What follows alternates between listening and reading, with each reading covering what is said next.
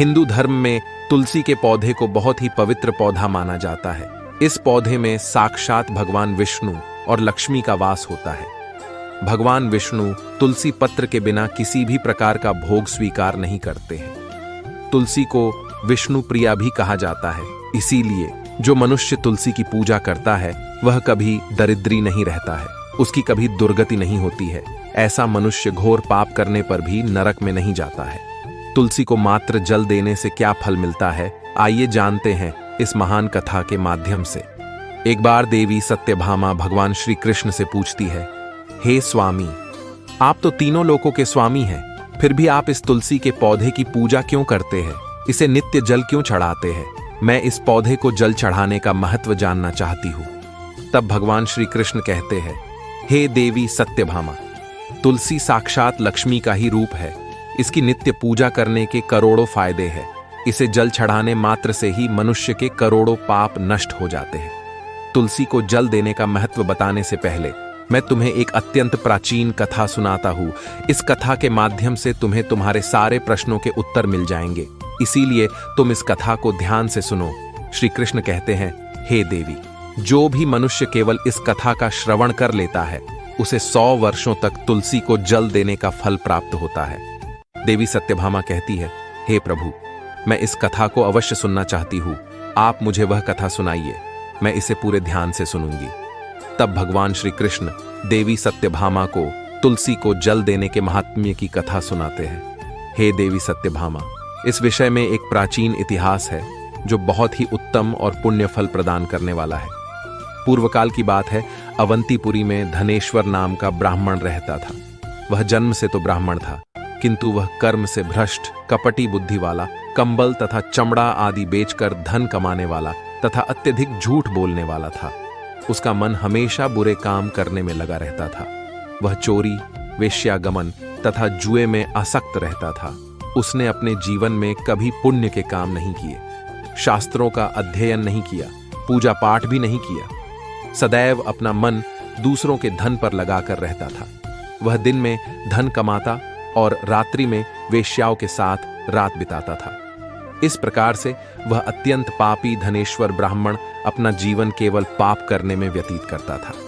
उसने अपने मुख से कभी भगवान विष्णु का नाम भी नहीं लिया और न कभी देवी देवताओं का पूजन किया। इस प्रकार से पाप करते हुए उसे अनेक वर्ष बीत गए। फिर वह धनेश्वर ब्राह्मण खरीदी बिक्री करने के लिए माहिष्मतीपुरी में जा पहुंचता है। उस नगर के पास से नर्मदा नदी बहती है। उस स्थान पर उस नदी में स्नान करने के लिए दूर दूर से लोग आया करते हैं। फिर वह ब्राह्मण उसी नदी के किनारे के एक आश्रम में ठहरता है। उस आश्रम में अनेक विद्वान ब्राह्मण पुराणों का पठन तथा भगवान विष्णु की स्तुति में मग्न रहते थे। वह पाखंडी धनेश भी ढोंग करता हुआ वहीं पर उनके साथ रुक गया। उन विद्वान ब्राह्मणों के साथ रह के उसे भी श्री हरि विष्णु के नाम सुनने का अवसर मिलता था। वह उस स्थान पर 1 महीने तक रुका। फिर वहां पर आए लोगों ने गायों का पूजन करके ब्राह्मणों को भोजन कराया, तो उस पापी ब्राह्मण ने भी उनके साथ बैठकर भोजन किया और भगवान का प्रसाद ग्रहण किया। वहीं पर उस आश्रम में एक तुलसी का पौधा था। वह ब्राह्मण जाने अनजाने में ही उस तुलसी के पौधे में पानी डालता था। उसके मन में कोई विचार नहीं था कि वह क्या कर रहा है। वह रोज सुबह उठकर पात्र में पानी लेकर तुलसी के पौधे में डालता रहता था। फिर एक दिन वह आश्रम में सोया हुआ था, तो उस स्थान पर एक सर्प आ गया और उस सर्प ने उसे नींद में ही काट लिया। उस पापी ब्राह्मण की नींद में ही मृत्यु हो गई। सुबह जब अन्य ब्राह्मणों ने उसे बेहोश अवस्था में देखा, तो उन्होंने उसके मुख में तुलसी पत्र और तुलसी का जल डाल दिया। फिर सभी ब्राह्मणों को पता चला कि उसकी मृत्यु हो गई है। उस पापी ब्राह्मण की मृत्यु के बाद उस स्थान पर यम के दूत प्रकट हुए और उसे पकड़कर यमलोक ले जाने लगे। रास्ते में जाते हुए वह ब्राह्मण विलाप करने लगा और यमदूतों से कहने लगा, हे यमदूतों, मुझे कहाँ ले जा रहे हो? मेरी मृत्यु किस कारण से हुई है? तब यमदूत कहने लगे, अरे दुष्ट ब्राह्मण, तूने जन्म से लेकर मृत्यु तक बहुत पाप किए हैं। तेरे पापों के कारण ही तुझे एक काले सर्प ने काट लिया और तेरी मृत्यु हो गई है। अब हम तुझे यमलोक लेकर जा रहे हैं। वहां पर यमराज तेरे पाप कर्मों का लेखा जोखा देखेंगे और निश्चित ही तुझे वे नरक में डालेंगे। फिर वह ब्राह्मण जोर जोर से विलाप करने लगा और उन यमदूतों से क्षमा याचना करने लगा, किंतु यम के दूतों को उस पर जरा सी भी दया नहीं आई और वे उसे पीटते हुए यमलोक लेकर गए। जब यम के दूत उस ब्राह्मण को लेकर यमराज के सामने पहुंच गए तो यमराज के पास बैठे हुए चित्रगुप्त ने उस ब्राह्मण के जन्म से लेकर मृत्यु तक के कर्मों का लेखा जोखा निकाला और यमराज से कहने लगे, हे महाराज, इस ब्राह्मण ने तो बचपन से लेकर मृत्यु तक पाप ही पाप किए हैं। इसने कोई पुण्य का काम नहीं किया है। यह तो मूर्तिमान पाप ही है। इसे कल्प भर के लिए नरक में डाल दिया जाए। फिर यमराज कहते हैं, हे दूत, जीवन भर पाप करने वाले इस दुष्ट ब्राह्मण को उठाकर ले जाओ और इसे कुंभीपाक नामक नरक में डाल दो। यमराज के आदेश का पालन करते हुए वे यम के दूत हंसते हुए उस पापी ब्राह्मण को लेकर चले गए और उसे मुदगरों से पीटने लगे, जिससे उस ब्राह्मण का मस्तक टूट गया और वे उसे कुंभीपाक नामक नरक में ले गए। उस भयंकर नरक में खौलते हुए तेल के बड़े बड़े घड़े थे, जिसके नीचे भयंकर अग्नि धधक रही थी। फिर यमराज के दूत ने उस ब्राह्मण को उस खौलते हुए तेल के घड़े में डाल दिया, लेकिन जैसे ही वह ब्राह्मण उस खौलते हुए तेल के घड़े में गिरा, वह तेल एकदम से ठंडा पड़ गया। इस विचित्र घटना को देखकर उस यम के दूत को बड़ा आश्चर्य हुआ। ऐसा पहले कभी नहीं हुआ था। उसने कितने ही पापियों को उस तेल के घड़े में डाला था। वे सभी उस खौलते तेल में गिरकर छटपटाने लगते थे, लेकिन जैसे ही वह ब्राह्मण गिरा, वह तेल अचानक से शांत और शीतल हो गया। इस आश्चर्य को देखते ही वह यमदूत तीव्र गति से दौड़ता हुआ यमराज के पास पहुंच गया। यमराज ने पूछा, हे दूत, क्या बात है, इतनी तीव्र गति से दौड़ते हुए क्यों आ रहे हो? फिर वह दूत कहता है, हे यमराज, आपने जिस ब्राह्मण को कुंभीपाक में डालने के लिए कहा था, जैसे ही हमने उसे कुंभीपाक नरक में डाल दिया, नरक की अग्नि बुझ गई और वह खौलता हुआ तेल भी ठंडा पड़ गया। फिर यमराज कहते हैं, हे दूत, यह तो बड़ी ही विचित्र घटना है। ऐसा तो पहले कभी नहीं हुआ। यमराज विचार कर रहे होते हैं, तभी उस स्थान पर देवर्षि नारद पधारते हैं। देवर्षि नारद को देखकर यमराज अत्यंत प्रसन्न होते हैं और उन्हें प्रणाम करके उनका स्वागत करते हैं। फिर यमराज नारद जी से कहते हैं, हे देवर्षि, आप उचित समय पर आए हैं। हमने आज एक अत्यंत पापी ब्राह्मण को कुंभीपाक नरक में गिराया है, किंतु उसके गिरते ही नरक की अग्नि ठंडी पड़ चुकी है और खौलता हुआ तेल भी शीतल बन गया है। तब देवर्षि नारद यमराज से कहने लगते हैं, हे धर्मराज, आपने जिस ब्राह्मण को कुंभीपाक नरक में डाला है, वह नरक में डालने योग्य नहीं है, क्योंकि इस ब्राह्मण के द्वारा अनजाने में ही ऐसा कर्म हो गया है जो नरक का नाश करने वाला है। जो मनुष्य पुण्य करने वाले लोगों के साथ रहता है, उसे उनके पुण्य का भाग अवश्य मिलता है, और यह ब्राह्मण तो 1 महीने तक भगवान विष्णु के भक्तों के साथ रहा है। इस ब्राह्मण में आश्रम में रहते हुए नित्य तुलसी को जल अर्पण किया है, इसीलिए यह बहुत बड़ा पुण्यवान बन गया है। इसके समस्त पाप नष्ट हो गए हैं। यह ब्राह्मण अब विश्वलोक जाने का अधिकारी बन गया है। इस ब्राह्मण ने अनजाने में ही इतना पुण्य कमाया है जो जन्म जन्मांतरों में मनुष्यों को प्राप्त नहीं होता है। इसीलिए आप इसे नरक में न पकाओ। इस ब्राह्मण के पापों के लिए इसे केवल इतना दंड दो, इसे नरक लोक का दर्शन कराओ।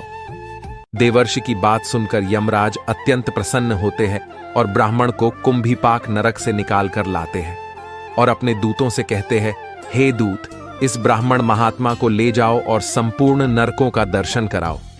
फिर यम के दूत उस ब्राह्मण को ले जाते हैं और संपूर्ण नरकों का दर्शन कराने लगते हैं। भगवान श्री कृष्ण कहते हैं, हे देवी सत्यभामा, इस प्रकार से यम के दूत उस ब्राह्मण को संपूर्ण नरकों का दर्शन कराते हैं और यक्ष लोक में ले जाते हैं, और फिर वह ब्राह्मण एक यक्ष बन जाता है। श्री कृष्ण कहते हैं, हे देवी, वनस्पति नाम तुलसी, मासा नाम कार्तिकः प्रिय, एकादशी तिथि नाम च क्षेत्राणाम द्वारका मम। वनस्पतियों में मुझे तुलसी प्रिय है, मास में कार्तिक मास, तिथि में एकादशी और क्षेत्र में मुझे द्वारका प्रिय है। इसीलिए जो मनुष्य नित्य तुलसी की पूजा करता है, तुलसी को जल देता है, वह मुझे सबसे अधिक प्रिय है। उस मनुष्य की कभी दुर्गति नहीं होती है, वह कभी नरक में नहीं गिरता है। जिन घरों में तुलसी का पौधा सदैव ही हरा भरा रहता है, उस घर में सुख शांति और समृद्धि बनी रहती है। भगवान विष्णु की पूजा में और उन्हें चढ़ाए जाने वाले भोग में तुलसी के पत्र अवश्य होने चाहिए, क्योंकि तुलसी पत्र के बिना भगवान विष्णु किसी भी प्रकार का भोग स्वीकार नहीं करते हैं। इसीलिए प्रत्येक घर में तुलसी का पौधा अवश्य होना चाहिए। अगर आपके घर में तुलसी है तो सुख, शांति और समृद्धि के लिए तुलसी को चुनरी अवश्य चढ़ानी चाहिए। हमेशा ध्यान रहे कि तुलसी का पौधा चुनरी के बिना अधूरा होता है। तुलसी केवल एक पौधा नहीं है, बल्कि वह देवी है, विष्णु पत्नी है। इसीलिए तुलसी को चुनरी अवश्य ही चढ़ानी चाहिए। इससे पति पत्नी में प्रेम और विश्वास बढ़ता है। घर में रहने वाली महिलाएं सदा सुहागिन और सौभाग्यशाली रहती है। तुलसी का विवाह भी अवश्य करना चाहिए। इससे मनुष्य के सभी दुखों का अंत होता है और सांसारिक जीवन सुखमय बीतता है।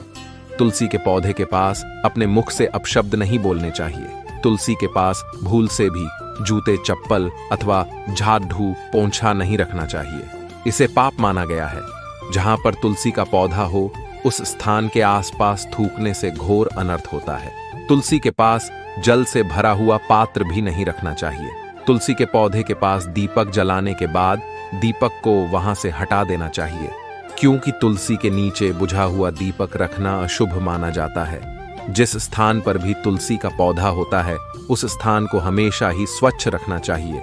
इसीलिए नियमित रूप से तुलसी के पौधे का पास साफ सफाई का ध्यान रखें। तुलसी के पौधे में शिवलिंग और गणेश जी की प्रतिमा नहीं रखनी चाहिए। साथ ही तुलसी के गमले में अन्य किसी भी प्रकार का पौधा भी लगाना अशुभ होता है।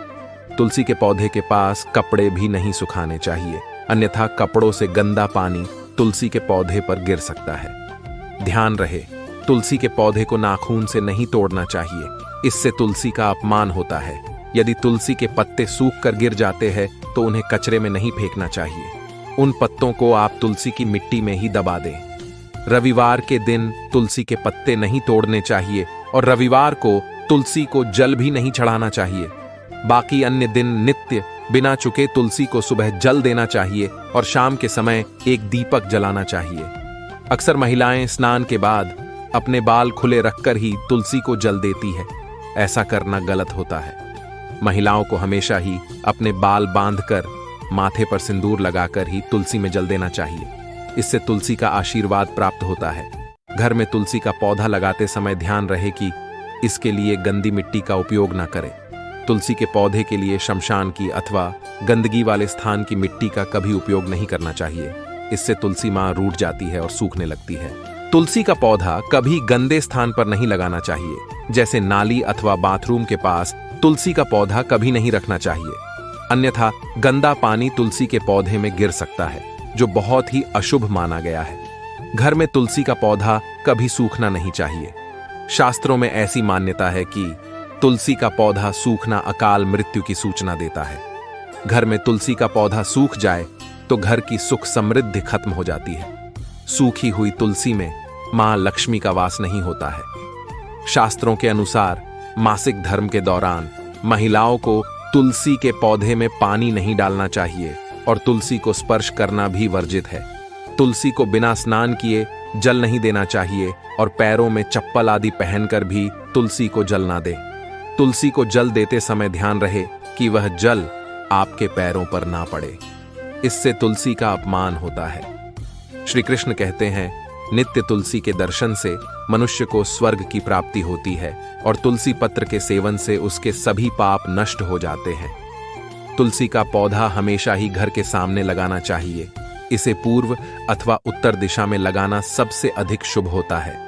तुलसी के पास मरुस्थलीय पौधे रखना बेहद अशुभ माना जाता है। ऐसे पौधों से नकारात्मक ऊर्जा निकलती है। शास्त्रों में कहा गया है, जिन पौधों से हरी भरी कलियों की उत्पत्ति ना हो, उसके स्थान पर कांटे निकलते हो, तो ऐसे पौधों को तुलसी के पास कभी रखना नहीं चाहिए। शास्त्रों में केले के पौधे का विशेष महत्व बताया गया है। अगर तुलसी के पास केले का पेड़ लगा देते हैं तो कई गुना अधिक लाभ प्राप्त होंगे। केले के पेड़ में भगवान विष्णु का वास होता है। इसे तुलसी के पास लगाने से घर में सुख समृद्धि आती है। तुलसी के पौधे में शालिग्राम भी अवश्य रखना चाहिए। तुलसी के गमले में शालिग्राम रखने से तुलसी का और भी अधिक शुभ प्रभाव आपको देखने को मिलेगा।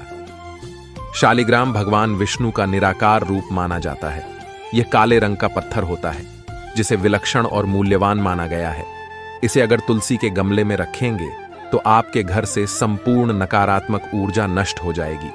घर में केवल एक ही शालिग्राम की पूजा करनी चाहिए। पुराणों में कहा गया है, भगवान विष्णु की मूर्ति से कई ज्यादा उत्तम होता है शालिग्राम की पूजा करना। शालिग्राम को चंदन लगाकर उस पर एक तुलसी का पत्ता रखना चाहिए। प्रतिदिन शालिग्राम को पंचामृत से स्नान कराना चाहिए।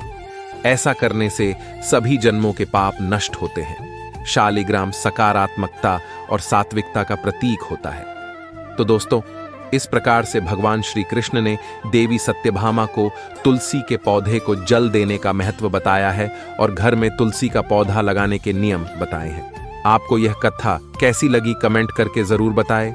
जानकारी अच्छी लगी तो वीडियो को लाइक जरूर करें।